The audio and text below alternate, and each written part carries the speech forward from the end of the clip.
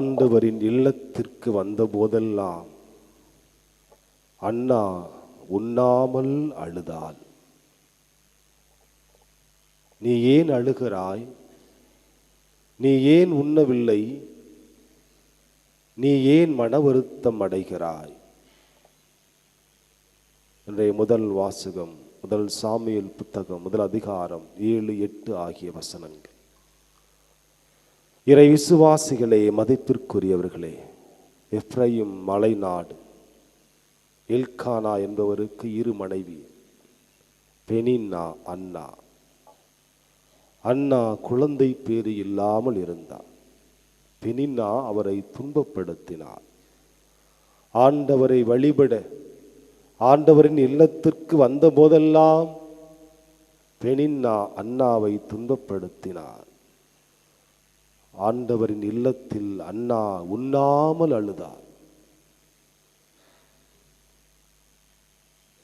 நமக்கும் நிறைய தேவைகள் இருந்திருக்கும், நிறைய எதிர்பார்ப்புகள் இருந்திருக்கும்.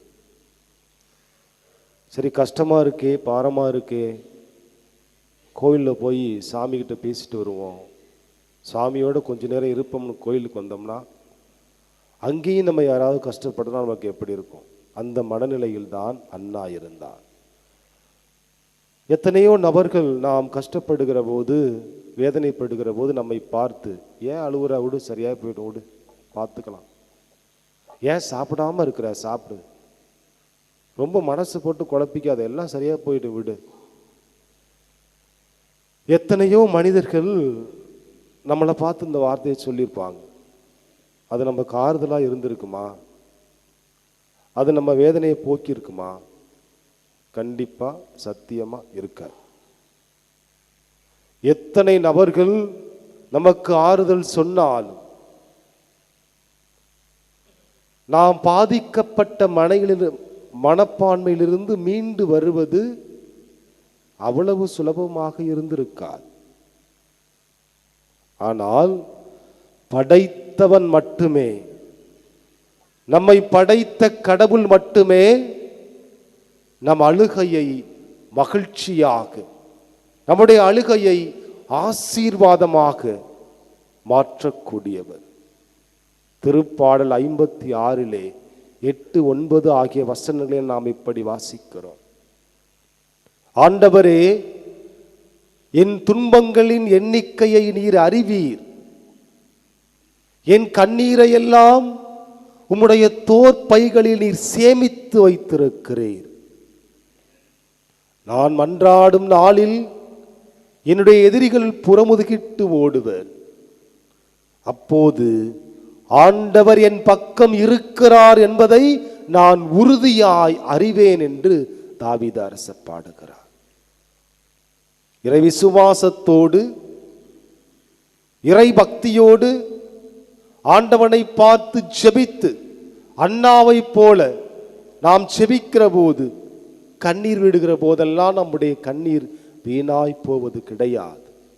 நம்முடைய கண்ணீரை எல்லாம் நம்மை படைத்த ஆண்டவர் அவருடைய தோற்பைகளிலே சேமித்து வைத்திருக்கிறார். எல்லாவற்றையும் ஆசீர்வாதமாக அவர் மாற்றி தருவார். நம்முடைய கண்ணீருக்கு விடை தருகின்ற ஒரே நபர், நம்முடைய கண்ணீரை எல்லாம் ஆசீர்வாதமாக மாற்றித்தரக்கூடிய ஒரே நபர் நம்மை படைத்தவர் தான். எபிரேயருக்கு எழுதிய கடிதத்திலே 5வது அதிகாரத்திலே 7வது வசனத்திலே நாம் வாசிக்கிறோம். இயேசு இவ்வுலகில் வாழ்ந்த காலத்தில் சாவிலிருந்து தம்மை காப்பாற்ற வல்லவரை நோக்கி உரத்த குரல் எழுப்பி கண்ணீர் சிந்தி மன்றாடினார். கடவுள் அவருக்கு செவி சாய்த்தார். நம்முடைய கண்ணீருக்கெல்லாம் செவி சாய்க்கின்ற ஒரே நபர் நம்மை படைத்தவர் தான். வேதத்திலே பல உதாரணங்கள் இருக்கின்றன. விடுதலை புத்தகத்திலே 3வது அதிகாரத்திலே 7 உள்ள வசனங்களில் நாம் வாசிக்கலாம். 430 ஆண்டுகளாக அடிமைகளாக இருந்த இஸ்ரவேல் மக்கள், எகிப்திலே என் மக்கள் படுகின்ற துன்பத்தை எனது கண்களால் கண்டேன், அவர்களின் துயரங்களை நான் அறிவேன். அவர்களின் அழுகுரல் என்னை எட்டியுள்ளது. ஐயோ கடவுளே, சாமியே, மாதாவே, இன்னுமா எனக்கு நான் கேட்டதை செய்யாம இருக்கிறீங்க? நம்முடைய அழுகுரல் எல்லாம் கடவுளை எட்டும். தொடர்ந்து நாம் வாசிக்கிறோம். அவர்களை விடுவிக்கவும் வழிநடத்தி செல்லவும் நானே இறங்கி வந்துள்ளேன் என்று கடவுள் அப்பகுதியிலே மோய்சினோடு பேசுவார். இறை விசுவாசிகளே, மதிப்பிற்குரியவர்களே, உங்களுடைய கண்ணீர் எல்லாம், உங்களுடைய அழுகை எல்லாம் ஆண்டவரின் செவிகளை கண்டிப்பாக எட்டும். தொடக்க நூல் புத்தகத்திலே 20வது அதிகாரத்திலே 9 உள்ள வசனங்களில் நாம் வாசிக்கிறோம். ஆகாரும் இஸ்மயேலும் சாராளால் வீட்டை விட்டு வெளியேற்றப்படுகிறார்கள். நடைபழகிய அந்த சிறு குழந்தையோடு ஆகார் பெயர்செபா பாலை நிலத்திலே அலைந்து திரிந்தார். கொஞ்சம் அப்பம் கொஞ்சம் தண்ணீரும் இருந்தது, அதுவும் தீர்ந்து போனது. பிள்ளையை ஒரு புதருக்கு அடியிலே கிடத்திவிட்டு ஆகார் கூக்குரலிட்டு அழுதாள். கூக்குரலிட்டு அழுதாள் என்று வேதத்திலே நாம் வாசிக்கிறோம். ஆகார் கூக்குரலிட்டு அழுதால் கடவுள் பையனின் அழுகுரலை கேட்டார். சத்தமா அந்த அம்மா அழுவுது, சாமியே இப்படி நீ கைவிட்டுட்டியே சாமியே. கூக்குரலிட்டு அழுதால் கடவுள் பையனின் அழுகுரலை கேட்டார். ஆகாரின் கண்களை கடவுள் திறக்க நீருள்ள ஒரு கிணற்றை அவள் கண்டாள். அதில் தண்ணீர் எடுத்து தாகம் தீர்த்து தன்னுடைய பிள்ளைக்கு தண்ணீர் குடிக்க கொடுத்தால் ஆண்டவர் அவரை பார்த்து, ஆகார் அஞ்சாதே, உன் பிள்ளை வழியாக நான் ஒரு பெரிய இனத்தை தோன்றச் செய்வேன் என்று பேசிய பிறகு கடவுள் அவனோடு இருந்தார். கடவுள் இஸ்மயேலோடு இருந்தார், அவனும் வளர்ந்தான் என்று நாம் வரலாற்றிலே வாசிக்கிறோம். நாம் கூக்குரலிட்டு அழுதாலும் சரி, வேதனையோடு ஆண்டவருடைய சன்னிதானத்திலே நின்றாலும் சரி, வேதனையோடும் பெருமூச்சோடும் ஆண்டவரே எனக்கு உதவி செய்யும் என்று நாம் செபித்தாலும் சரி, அவை எல்லாவற்றையும் கண்டிப்பாக ஆசீர்வாதமாக, நாம் கேட்பதை கொடுக்கின்ற ஆசீர்வாதமாக மாற்றித்தரக்கூடியவர் நம்மை படைத்தவர் தான். எசாயா புத்தகத்திலே 38வது அதிகாரத்திலே நாம் வாசிக்கிறோம். எசேக்கியா அரசன் நோய்வாய்ப்பட்டு சாகும் தருவாயில் இருந்தார்.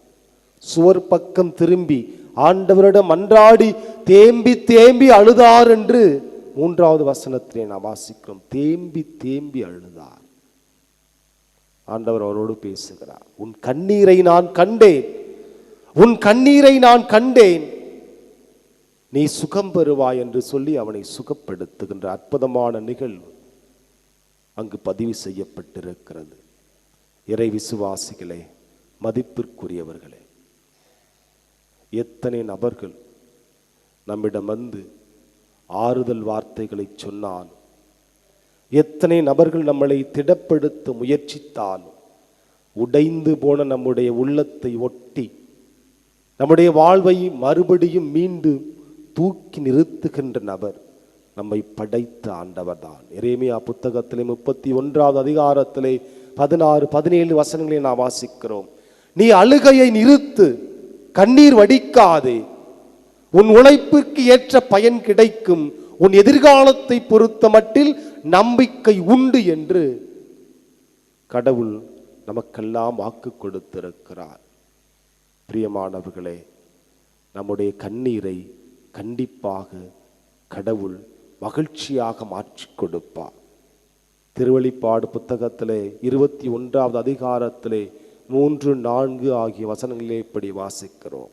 இதோ கடவுளின் உறைவிடம் மனிதர் நடுவே உள்ளது, அவர் அவர்களின் கண்ணீர் அனைத்தையும் துடைத்து விடுவார்.